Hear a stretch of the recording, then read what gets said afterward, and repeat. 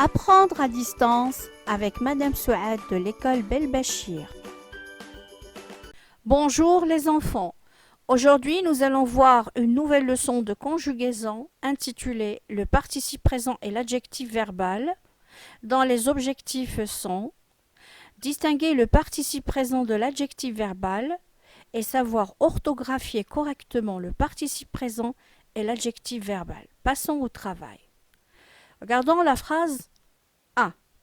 Cet homme souriant, parlant plusieurs langues, arrive toujours à l'heure. On a le mot souriant qui est un adjectif verbal et le mot parlant qui est un participe présent. Comment peut-on faire la différence entre un adjectif verbal et un participe présent? Nous commençons par la forme des deux éléments qui sont l'adjectif verbal et le participe présent. Alors, l'adjectif verbal, regardons cette phrase, cet homme souriant. L'adjectif verbal ici, c'est un dérivé verbal.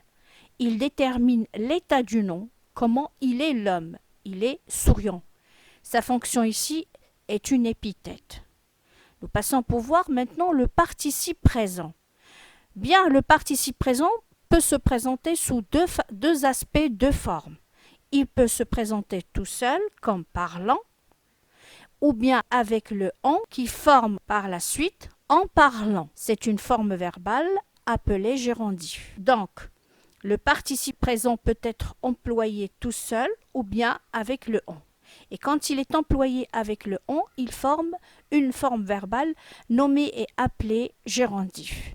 Regardons la phrase. Cet homme parlant plusieurs langues. Ici, le mot parlant, c'est un participe présent. C'est un dérivé verbal, bien évidemment.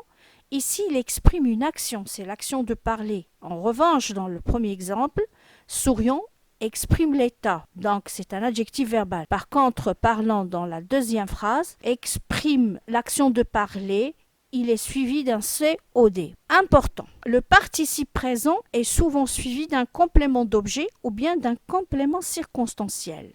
Nous passons maintenant pour voir la graphie, l'adjectif verbal et le participe présent. L'adjectif verbal se termine soit par en, ant, ou bien par en, ent. En comme le cas de souriant, ou bien en comme le cas de négligent. Par contre, le participe présent, il se termine toujours avec ant, en, comme le cas de parlant. Nous passons maintenant pour voir l'accord des deux, l'adjectif verbal et le participe présent. Regardons ensemble la phrase de l'adjectif verbal. Cet homme souriant. Souriant est un adjectif verbal. Il s'accorde avec le nom homme. La deuxième phrase, cette femme souriante. Souriante ici, c'est l'adjectif verbal. Souriante s'accorde en genre et en nombre avec le nom qui l'accompagne qui est femme. Pour le participe présent, la phrase est cet homme parlant les langues. Ici, on a parlant. Nous prenons une deuxième phrase au pluriel. C'est ces hommes parlant les langues. Donc, on constate que parlant dans les deux phrases n'a pas changé. C'est-à-dire que le participe présent reste invariable. Il ne s'accorde jamais. Maintenant, nous allons voir comment orthographier le participe présent et l'adjectif verbal.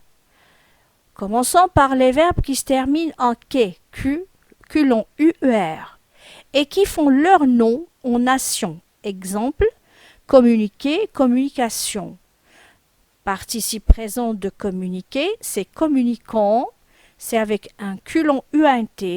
Par contre, l'adjectif verbal, communicant, ça s'écrit avec un cant. Nous allons voir encore d'autres verbes, mais qui ne font pas, qui se terminent par quai, mais qui ne font pas leur nom en nation. Exemple, piquer, dont le nom c'est piqûre.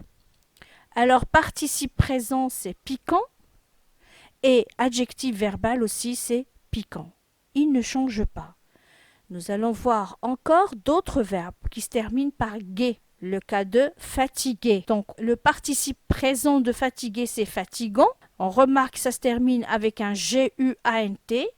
Par contre, l'adjectif verbal se termine par G-A-N-T. Autre verbe et autre cas, bien évidemment. Les verbes ont R-G et G-E-R seulement pour le verbe négliger. Converger, le participe présent c'est convergent, c'est G-E-A-N-T. L'adjectif verbal convergent, c'est G-E-N-T. Par contre, négligé, le participe présent c'est négligeant avec G-E-A-N-T et l'adjectif verbal c'est négligent avec G-E-N-T.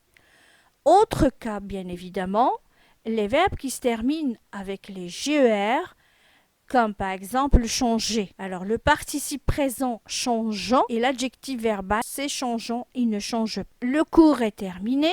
Je vous remercie de l'avoir suivi. Au revoir et à bientôt.